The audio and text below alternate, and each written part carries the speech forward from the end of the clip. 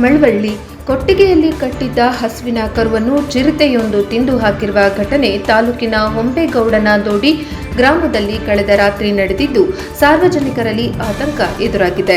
ದುಂಡಮ್ಮ ಎಂಬುವವರಿಗೆ ಸೇರಿದ ಹಸುವಿನ ಕರುವನ್ನ ಗ್ರಾಮದೊಳಗೆ ನುಗ್ಗಿರುವ ಚಿರತೆ ದಾಳಿ ನಡೆಸಿ ಮನೆಯ ಮುಂಭಾಗ ಕಟ್ಟಿಹಾಕಿದ್ದ ಕರುವನ್ನು ಸುಮಾರು ದೂರ ಎಳೆದುಕೊಂಡು ಹೋಗಿ ಹೊಟ್ಟೆಯ ಭಾಗವನ್ನು ಸಂಪೂರ್ಣವಾಗಿ ತಿಂದು ಹಾಕಿದೆ.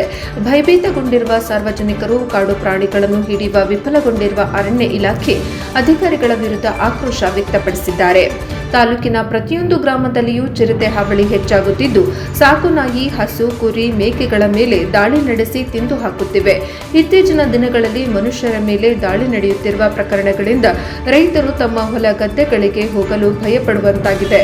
ಕೂಡಲೇ ಅರಣ್ಯ ಇಲಾಖೆ ಅಧಿಕಾರಿಗಳು ಎಚ್ಚೆತ್ತುಕೊಂಡು ಚಿರತೆಗಳನ್ನು ಹಿಡಿದು ದೂರದ ಕಾಡುಗಳಿಗೆ ಬಿಡಬೇಕೆಂದು ಆಗ್ರಹಿಸಿದ್ದಾರೆ. ಲಾಸ್ಟ್ ಮನೆ ಹತ್ರ ಚಿರತೆ ಬಂದಾಗ ಹೋಗಿ ವಿಡಿಯೋ ಎಲ್ಲ ತೋರಿಸ್ದಾಗ ಬೋನ್ ತರೋಕೆ ನೀವೇ ಟೆಂಪ ತಗೋ ಬನ್ನಿ, ನೀವೇ ಬಂದು ತಗೊಂಡು ಹೋಗಿ ನಾವು ಒಬ್ರನ್ನ ಕಳ್ಸ್ಕೊಡ್ತೀವಿ ಅಷ್ಟೇ ಅಂತ ಹೇಳ್ತಾರೆ. ನಮ್ಮನ್ನೇ ಬೈಕ್ ತಗೊಬ್ರಿ ಅಂತ ಕೇಳ್ತಾರೆ. ರಾತ್ರಿ 1:15 ಮನೆ ಹತ್ರ ಕಟ್ಟಾಕಿದಂಥ ಕರುನ ಚಿರತೆ ಬಂದು ದಾಳಿ ಮಾಡಿ ಇಲ್ಲಿಂದ ಒಂದು ಅರ್ಧ ಕಿಲೋಮೀಟ್ರ್ ದೂರಕ್ಕೆ ತಂದು ಈ ಒಬ್ಬೆ ಒಳಗಡೆ ತಿಂದಿದೆ.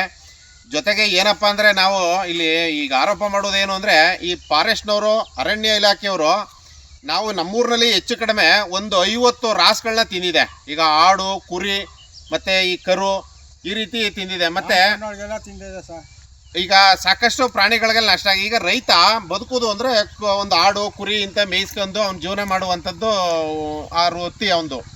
ಈಗ ಆ ಪ್ರಾಣಿಗಳು ಬಂದು ಕಾಡಲ್ಲಿ ವಾಸ ಮಾಡಬೇಕಾದ ಪ್ರಾಣಿಗಳು ಬಂದು ಇಲ್ಲಿ ಮನುಷ್ಯ ಸಾಕುವಂಥ ಪ್ರಾಣಿಗಳನ್ನ ಹಿಡ್ಕೊಂಡು ತಿಂದರೆ ಈ ಮನುಷ್ಯ ಹೇಗೆ ಜೀವನ ಮಾಡೋದು, ಮತ್ತು ಅವನ ಆರ್ಥಿಕ ಸ್ಥಿತಿ, ಅವನ ಆರೋಗ್ಯ ನೋಡ್ಕೋದು ಹೆಂಗೆ, ಮಕ್ಕಳು ಫೀಸ್ ಕಟ್ಟೋದು ಹೆಂಗೆ, ಮತ್ತು ಅವ್ನು ಯಾವ ರೀತಿ ಅವ್ನ ಜೀವನ ಸಾಗಿಸ್ತಾನೆ ಅನ್ನೋದು ನಮಗೆ ಗೊತ್ತಾಯ್ತಲ್ಲ.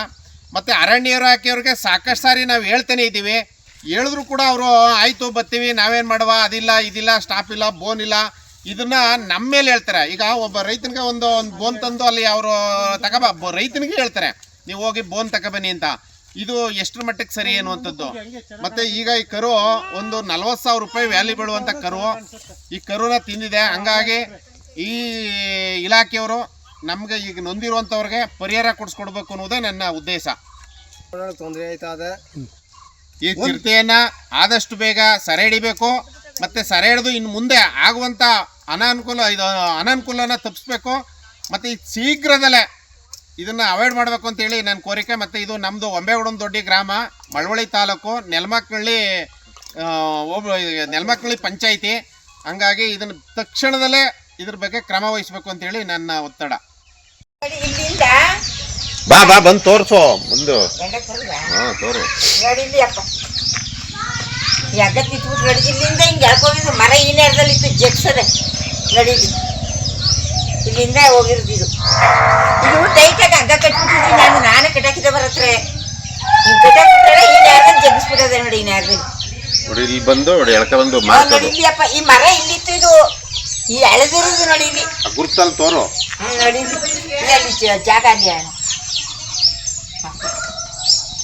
5-6 ತಿಂಗಳೇನಾಗದೆ ಕರಿಗೆ. ನಿಮ್ಮ ಹೆಸರೇನಮ್ಮ? ದುಂಡಮ್ಮ. ದುಂಡಮ್ಮ. ನೀವೇ ಸಾಕಿದ್ದು? ನಾನು ಸಾಕಿ. ಎಷ್ಟು ತಿಂಗಳು ಕರು? 6 ತಿಂಗಳು ಕರು. 6 ತಿಂಗಳು ಕರು. ಹೆಣ್ಗರುನಾ? ಹೆಣ್ಗರು. 30,000 ರೂಪಾಯಿ ಮೇಲಾಗೋದು. ಇದು ಚೆನ್ನಾಗಿತ್ತು, ಹುಟ್ಟೊಳ್ಳೆದು.